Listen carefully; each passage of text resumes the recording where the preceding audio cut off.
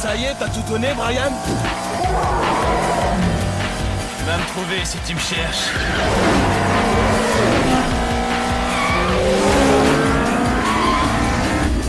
Regarde bien, mon frère.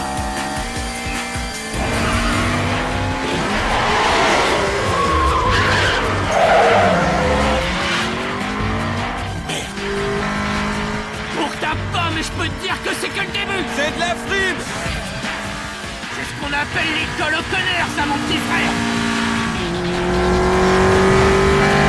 Salut à tous, j'espère que vous allez bien. On se retrouve pour une nouvelle vidéo pour la critique de Too Fast, Too Furious, la suite du premier film, où on retrouvons Brian O'Connor qui n'est plus policier à cause du fait qu'il a laissé s'échapper Dominic Toretto.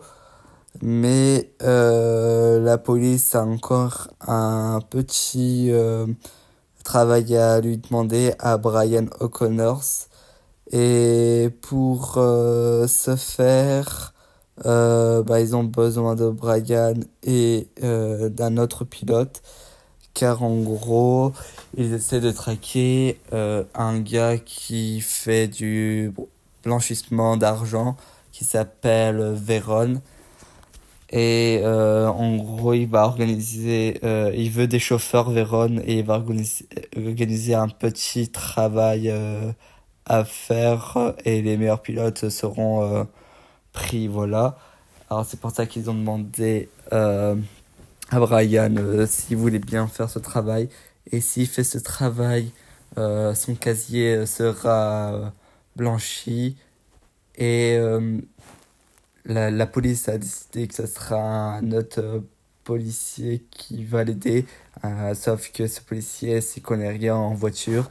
Et Brian dit: je le fais, mais à une seule condition, c'est que vous me laissez choisir le deuxième pilote.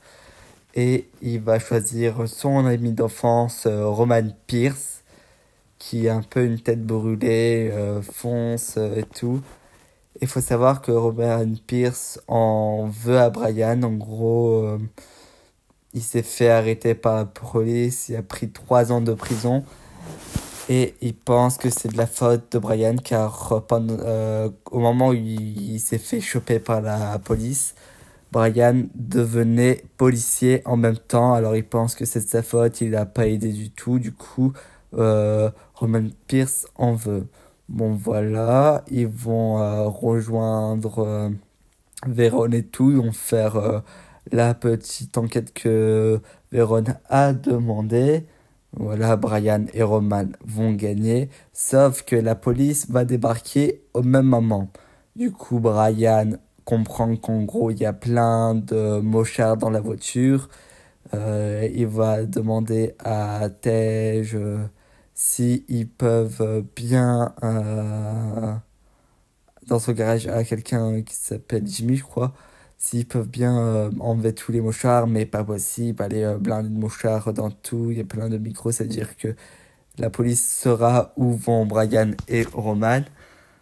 Du coup, il y a un premier problème, c'est qu'ils doivent changer de voiture, et il y a 2 personnes avec qui ils avaient des voitures assez rapides et tout, et voilà, ils ont un peu de problème, on dit entre guillemets.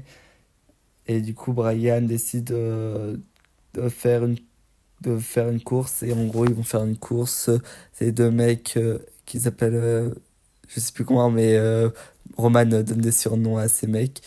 Et ils vont faire une course, un aller-retour entre les 4 voitures, c'est-à-dire Brian et Roman contre les 2 mecs. Au final, avec une idée de génie de Brian, ils récupèrent d'autres nouvelles voitures, c'est-à-dire ils ont 4 voitures, plus ceux de la police et ceux qu'ils ont récupérés, tout ça. La police continue, voilà. Pendant ce temps, Véron, c'est le méchant, voilà, il décide de faire quelques petits trucs, quelques petites menaces, etc. à Brian, parce que Véron voit que Brian se rapproche de Monica, qui est la policière qui était infiltrée durant tout ce temps.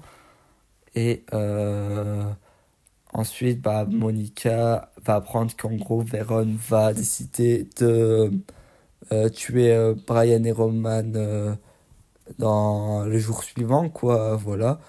Il, Véron va dire que voilà, pour la mission qui va arriver, vous allez transporter de l'argent, mais pour ce faire, ces deux gros bras va accompagner Brian et Roman.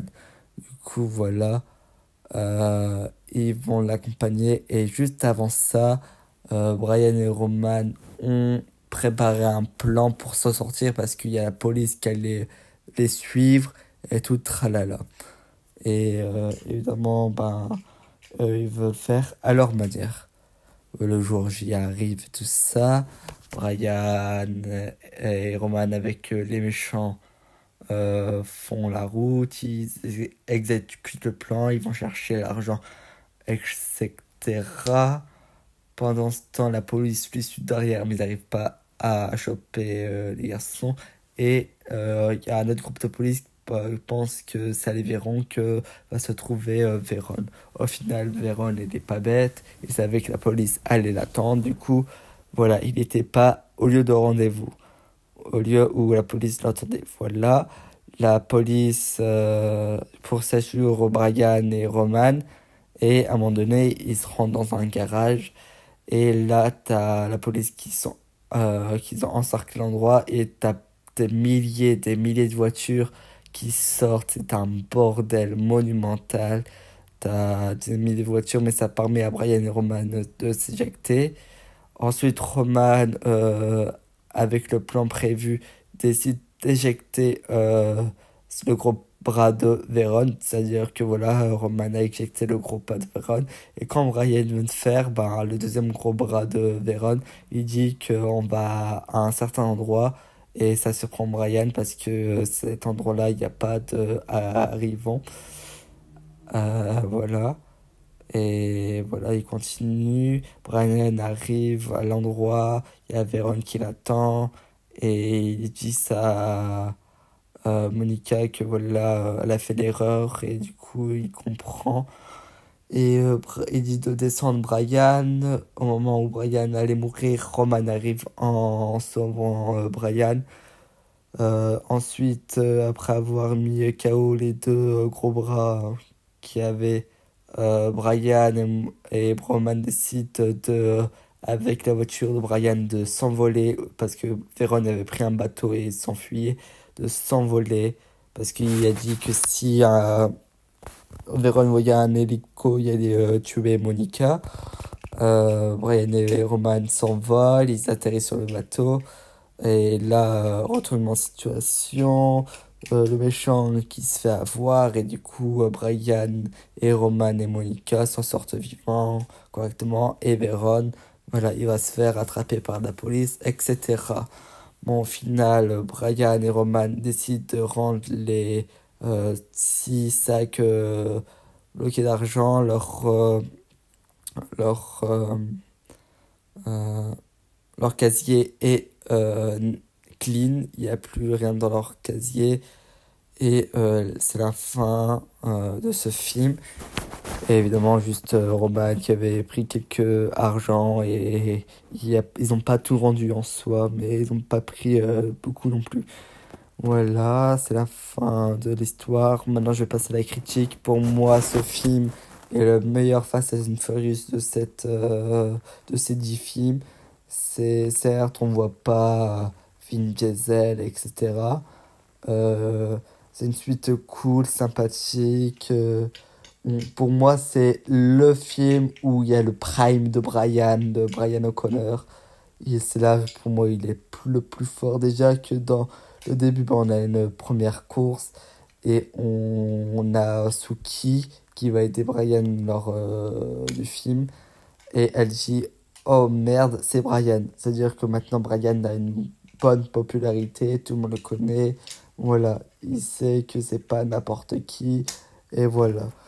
Le duo Brian et Roman marche super bien.